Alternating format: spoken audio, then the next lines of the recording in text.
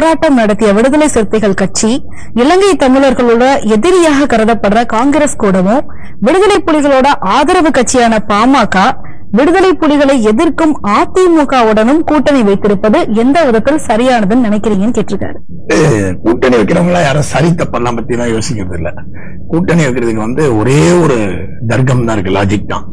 அதாவது எப்படியாவது எங்களுக்கு நிறைய சீட் கிடைக்கணும், இதை தவிர வேற நோக்கமே கிடையாது. விடுதலை சிறுத்தைகள் பகிரங்கமா அறிவிச்சிருக்காங்க, தமிழ்நாட்டில இருந்து காங்கிரஸை பூண்டோடு அழிப்பதுதான் எங்களுடைய லட்சியம் அப்படின்னு சொல்லிட்டு, அதே கட்சி காங்கிரஸோட இப்ப தேர்தல் உறவு வச்சிருக்காங்க. இவர்களுக்கெல்லாம் ஒரே நோக்கம் சீட்டை ஒழிய கொள்கைகளோ அடிப்படைகளோ கிடையவே கிடையாது. இது வாழப்பாடி ராமமூர்த்தி ஒரு காலத்துல பகிரங்கமாக சொன்னார், ஒரு கூட்டணி என்பது எந்த கொள்கை அடிப்படையிலும் கிடையாது, யாருக்கு அவ்வளவு சேர்ந்தா அதிக சீட்டு கிடைக்குங்கிறத தவிர வேறு எந்த கொள்கை கோட்பாடும் எங்களுக்கு கூட்டணி வைக்கிறதுல கிடையாதுன்னு சொன்னார். அதுதான் இன்னைக்கு எல்லா கட்சிகளும் பின்பற்றுகிற கொள்கை. அதுதான், எங்களுக்கு சீட் அதிகம் வேணும், யாரோட போனா கிடைக்கும், வழி இருந்தா சொல்லுங்க, அங்க போய் சேர்ந்துடணும். அடுத்ததா பாலாஜி சென்னையில இருந்து கேட்டிருக்காரு, 49O பற்றி அதிகமா சொல்லிட்டு வர்றீங்க, வர்ற பாராளுமன்ற தேர்தல்ல 49O எந்த அளவிற்கு வெற்றி பெறும் நம்புறீங்கன்னு கேட்டிருக்காரு. இது 49 வெற்றி பெறுவதுங்கிறது அதுக்கு இன்னும் கொஞ்சம் காலம் இருக்கு, நிறைய நாள் ஆனாதான் அது வெற்றி பெறும். அதாவது அது வெற்றி பெறுவது என்பது நம்முடைய அரசியல் கட்சி வேட்பாளர்கள் எல்லோரும் தோற்கடிப்பதுதான் அது வெற்றி பெறுவது. 49 பத்தி போன 2 தேர்தல்களே நாங்க பேசிட்டு வந்திருக்கோம். அப்ப விட இந்த தேர்தல் நேரத்துல 49 பத்தி பரவலா மக்கள் மத்தியில ஒரு விழிப்புணர்ச்சி ஏற்பட்டிருக்கு. நிறைய இயக்கங்கள் அதை பத்தி பேசுறாங்க, நிறைய இடங்கள் அது விவாதிக்கப்படுது. 49 ஒவ்வொரு வாக்காளருக்கும் சட்டத்தில் இருக்கிற பெரிய உரிமை என்பது ஓட்டுச்சாவடிக்கு போயிட்டு எனக்கு யாருக்கும் ஓட்டு போட விருப்பம் இல்லை அப்படின்னு பதிவு செய்ய முடியும் அப்படிங்கறதுதான்.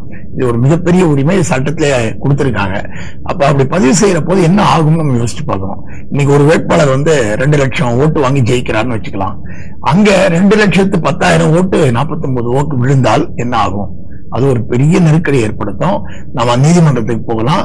ஜெயிச்ச வேட்பாளரை விட அதிகமா எல்லாரையும் நிராகரிச்சவருடைய ஓட்டு அதிகம், எந்த வேட்பாளரையும் எங்களுக்கு பிடிக்கலன்னு சொன்னவங்களுடைய எண்ணிக்கை அதிகம், ஆனால் இவரை ஜெயிச்சதை அறிவிக்க முடியாது அப்படின்னு நம்ம நீதிமன்றத்துக்கு போல ஒரு அரசியல் நெருக்கடி ஏற்படுத்த முடியும்.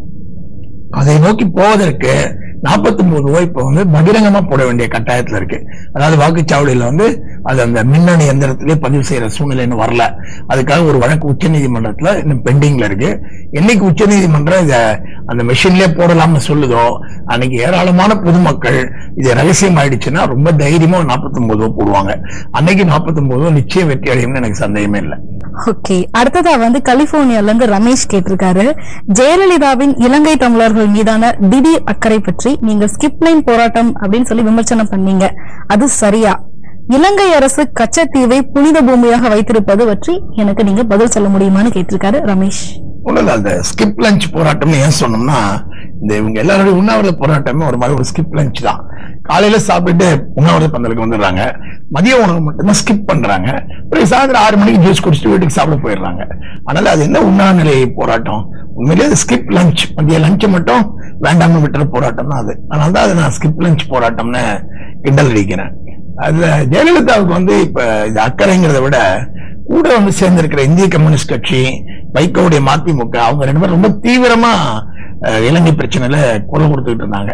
அவங்க இப்ப கூட கூட்டணியில இருக்கிற போது கீழே வேலை செய்யற தொண்டர்களுக்கு தர்ம சங்கடமா உணரக்கூடாதுங்கிறதுக்காக அவங்களை திருப்திப்படுத்துறதுக்காக ஒரு தற்காலிகமா இவங்களும் இந்த விஷயத்துல அக்கறையோட இருக்க மாதிரி காட்டி சமாதானப்படுத்துற விஷயம் தான். பொதுமக்களை பொறுத்த மட்டும் இவங்க யாருக்கும் அக்கறையே கிடையாது.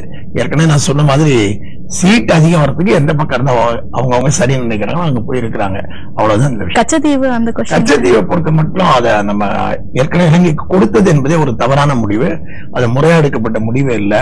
இன்னைக்கு கொடுத்ததுக்கு பிறகு இத்தனை ஆண்டுகள் கழிச்சு அதை திரும்ப பெறதுங்கிறது சர்வதேச சூழ்நிலையில அவ்வளவு சுலபமான விஷயம் இல்லை. அப்படி இருக்கிற போது கச்சத்தீவுல இந்திய மீனவர்களுக்கு இருக்கக்கூடிய உரிமைகளை பாதுகாப்பதுங்கிறது இப்ப உடனடியா செய்யக்கூடிய விஷயம். அப்படிப்பட்ட சூழ்நிலை புனித பூமி அப்படின்னு அறிவிப்பது என்பது அவசியமற்றது. அது உண்மையில தொழில் பூமி தான். அந்த பகுதிக்கு போய் வரக்கூடிய மீனவர்கள் இளைப்பாறுவதற்கான முக்கியமான ஒரு பகுதி அது. அதனால கச்சத்தீவில் இந்திய மீனவர்களுக்கும் இலங்கை மீனவர்களுக்கும் ஒரு பொது தனிமிடம் என்கிற உரிமை இருக்குதான் நம்ம மேற்கொள்ள வேண்டும்.